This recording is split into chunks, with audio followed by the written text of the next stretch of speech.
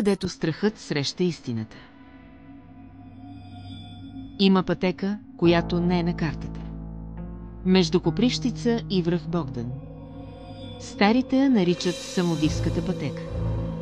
Казват, че се появява само при пълнолуние, когато росата свети зелено и ако я поемеш, няма връщане назад. Според преданието, пътеката е направена от самодиви, които са били прогонени от горските богове, защото са влюбили в човешки мъже. Проклети били да живеят между световете нито сенки, нито тела. Те крадат мъже, които вървят сами през гората, особено ако носят себе си мъка или страх. Тяхната песен не се чува с уши, тя се усеща в гърдите, като натиск, като тъга, която не знаеш откъде идва.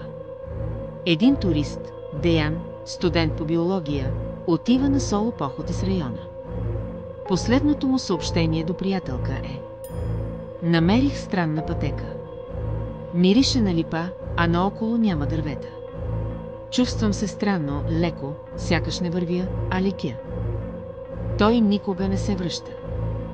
Но след дни, група спасители намират дрехите му подредени като ритуал, грижливо сгънати, на кръг от бели камъни.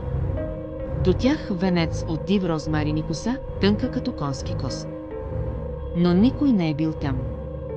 През 2012 година стар овчар твърди, че видял мъж в гората, който върви, но не докосва земята.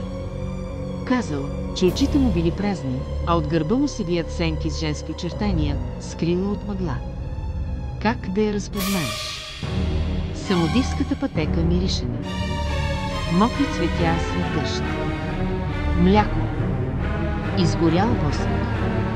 Ако я видиш, трябва да се обърнеш и да запушиш ушите си, иначе ще чуеш думите. Сам си. Никой не те чака. Ела при нас. Понякога най-опасните същества не са тези, които идват да те убият, а онези, които те карат да искаш да се тръгнеш тях. Самодивите не вземат на сила. Те просто те карат да искаш да изчезнеш.